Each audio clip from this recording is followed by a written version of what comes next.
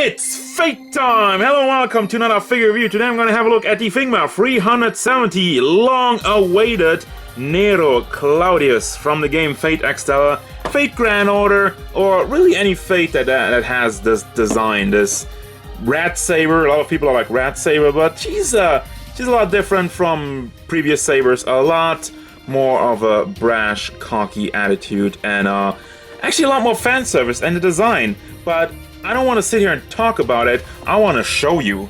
I am so happy to finally have this in my collection, and for those of you who are not really into Fate and whatnot, you might be saying, oh, it's just another Saber. No, there's so much more. Nero Claudius has more and more become like more of the poster figure, more of the poster character for the Fate series. Well, it was always Artoria Pendragon before, and more, like Fate Extella, you have her, the new series, Fate Encore Extra, you have her as the main character, and the list goes on. But regardless of that, let's have a look at the size of this figure. She stands at about 13 centimeters to the top of her head, a little over 5 inches tall. As previously mentioned, this Saber has a lot of different things going on. I want to focus first on the Animu eyes, because those are very specific.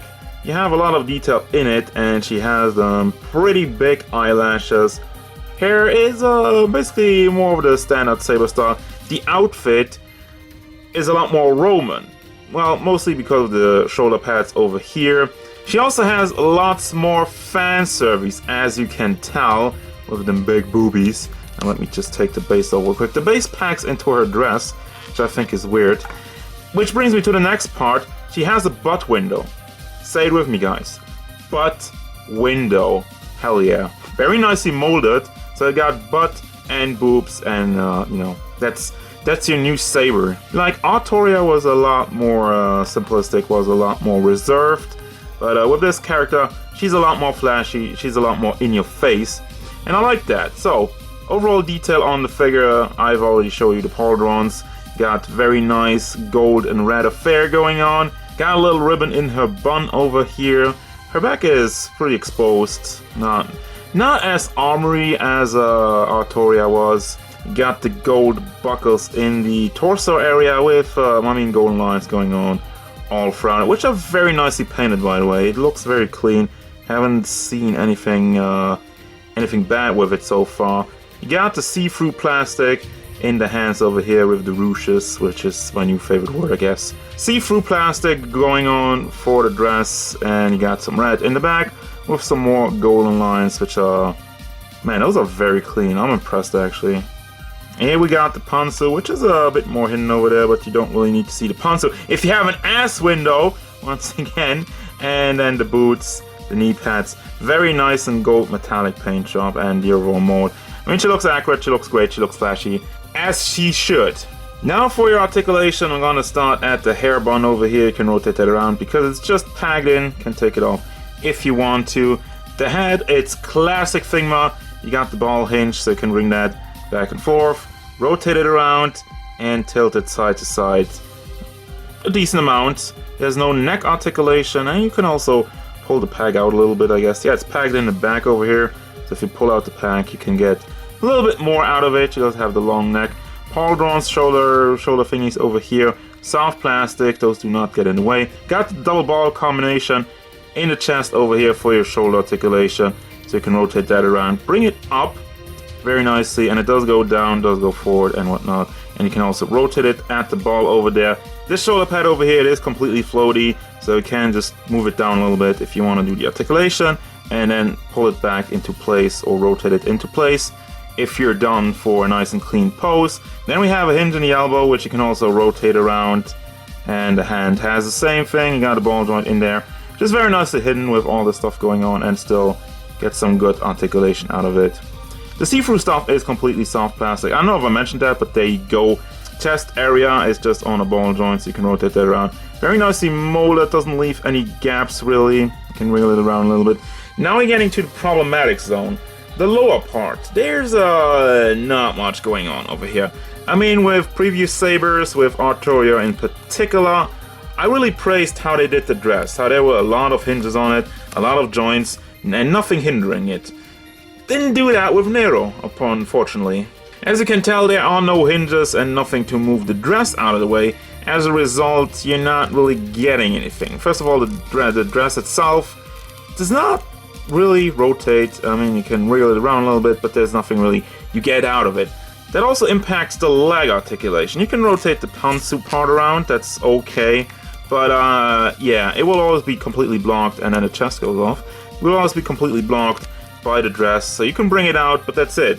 It does not budge at all, forward, back, and rotate it around over there. I mean, that's fine. Knee articulation has a single hinge, goes over 45 degrees, and the foot is on a ball hinge, so you can bring that back and forth, and does go side to side. It is nicely hidden, by the way, I just realized that. It has like a nice, little bit of a golden color. Not as metallic as the rest, but it gets the job done. But yeah, I mean, leg articulation, it is hindered by the dress. So for your accessories, you got lots of armor, boys. I'm actually a little bit surprised by that. I didn't really expect it. But for the hands, you got 2 pointy fingers, open hands, and grabbing hands, and 2 fist hands. She already had the open hands on the figure itself. Then we got 2 faces, one smiling face and more like an aggressive yelling face. Her sword, man, I love this. I get a huge Kill la Kill vibe from that, but it's even better with the nice black paint job over there. Goes over to the red. It is very shiny, nice material, and just overall, I dig the sword. Very cool stuff. And then we got armor. Like I said, there's this is almost like her stage 2 in Fate Grand Order. Even though this is supposed to be a Fate Extella figure, here's like all the armor stuff. I'm gonna put that on. I don't want to know where it goes. This is obviously the arm. You put that together. Nice gold metallic paint job, very shiny with a blue gem in there. And she has her shield. And she always wears the shield around. One more time, here's the bracelet, which you just put over her arm. Nice gold metallic, and that's it for the accessories. Show me the sabers! Yes, I only have a fairly small collection of Figma sabers, but I want to just have a little comparison, especially with Artoria, as I mentioned. There's a lot more armor going on, and she's pointing at the boobs. Yeah, what is this all about? What is this? I don't know what this is. Different body style. Hair is a little different, and especially the face count, as I mentioned so many times. The eyes, but they also made a lot better work with her dress. Actually having all the hinges, but yeah. Those are like the 2 main sabers, if you ask me. There's a lot of other sabers. Saber classes, and then we have the swimsuit one, which keeps losing her weapon. A lot more of a flat chest.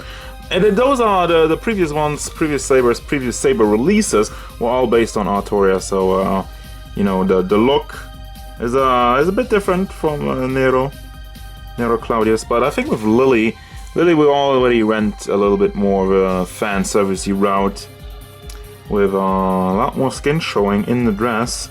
But anyway, I mean, that's gonna do it for the comparison with all these sabers. There's a lot more, I know, but these are all the ones I have at hand right now. I mean, my collection, my Fate collection started with Artoria version 2. And for the record, yeah, I know there's a version 1 of this one as well, released all the way back with a PSP bundle of all things, I think. But that one, from the pictures I've seen, reuses mostly assets from Artoria and doesn't really go all the way like this one does. So let's wrap this up with the final thoughts.